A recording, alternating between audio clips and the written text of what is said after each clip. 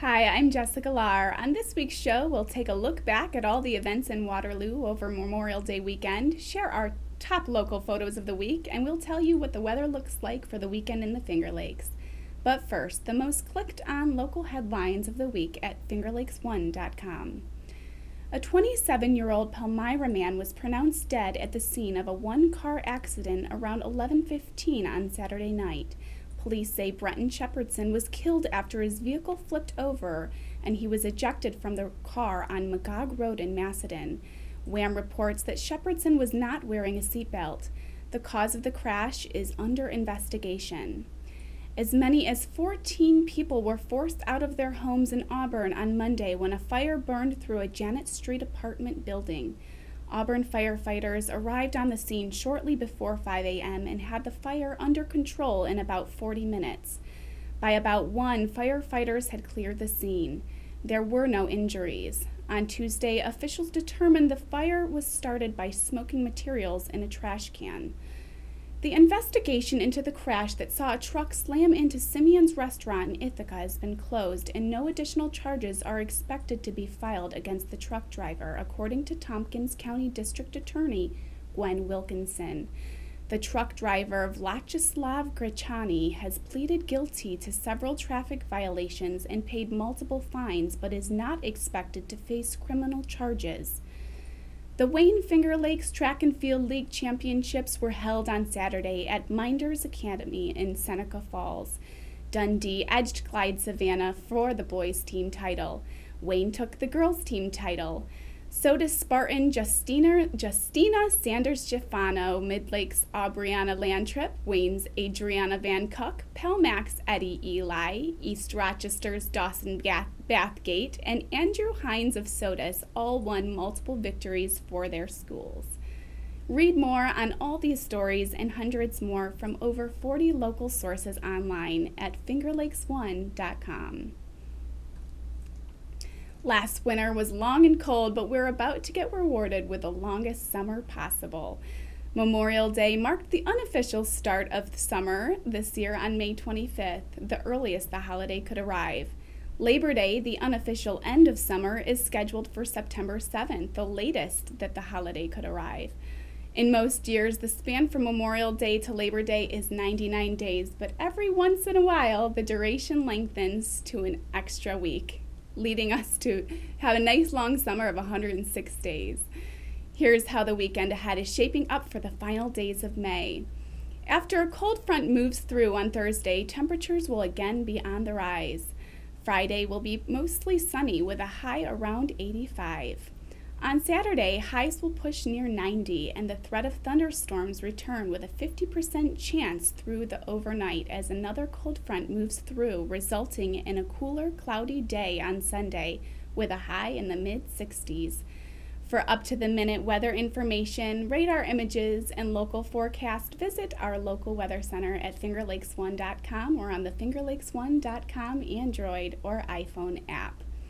When we come back, a video recap of the events of the past weekend at Waterloo's Memorial Day celebration, and we'll share some great local photos from around the Finger Lakes this week. I'll be back in 60 seconds. So many sights to see on the internet, but for everything local, there's one place you can get it at FingerLakes1.com. Come on over to FingerLakes1.com. Make us your homepage. News, weather, sports, and fun. Log on to FingerLakes1. Local news from over 40 sources, custom local weather, over 10 hours of live broadcasts and podcasts every week on your computer, tablet, television, or smartphone. 24 hours a day, 365 days a year. www.fingerlakes1.com. Come on and join the fun. Log on to FingerLakes1. www.fingerlakes1.com. Area photographers captured some fantastic photos from across the region over the past few days. Here are a few of our favorites. Kathy Contant captured the calm waters and beautiful skies over Lake Ontario from Sodas Point Park on Saturday evening. The Penyan Mustangs varsity boys lacrosse team celebrates after defeating the Wayne Eagles 17-3 in Class A semifinal action at Waterloo. This photo by Jim Miranda. Rachel Burkholder drove by Glenora Falls on Sunday evening and took a quick shot out of the car window. Rachel also took a hike to the heart-shaped pool at Watkins Glen State Park on Monday afternoon to capture this spectacular image. You can check out more recent local photos by clicking on the Photos link at the top of our homepage or by tapping the Photos tab on our app. The annual Celebrate-Commemorate Memorial Day festivities in Waterloo took place last weekend with perfect late spring weather. Dave Dupre of Dupre Video Production sent us some great footage of some of the highlights. Presidential impersonators were seen throughout the village and answered questions at the presidential press conference on Saturday. Lincoln, because we have 3 presidents up there. How tall are you? Well, from this angle, I'm certainly taller than Doris. Yes. How tall are you before you impersonated Lincoln? I am That's all 6'4" madam. Are you actually? That's without my hat. Actually, are you really 6'4"? No, ma'am, when I'm in bed, I'm only not even 18 inches. Oh, that's good. Well, I like them that way. I like him. I knew I was like this. So I'm going to ask a couple of round table questions, and then I'm going to ask you to ask questions. Last night, President Lincoln, you said at the illumination ceremony that the Civil War was fought for both. Well, ain't I a woman, and I didn't get to vote. I didn't get to vote until the 1920s. So, what do you have against women voting? What do you think would be the greatest change if women did vote? Well, that's a question for the states because it's not within the federal authority. The states only gave certain responsibilities to the national government, and that was not one of them. So you'll have to go home and ask your husband. I beg you. President Roosevelt, by your time, I was able to vote. No, you were not. Oh, sugar. No, you were not. The amendment that you're referring to came about in 1920. 1919. Slightly passed. Past your time. What do you think about women voting? I'm all for it. Yes? I think it is about time.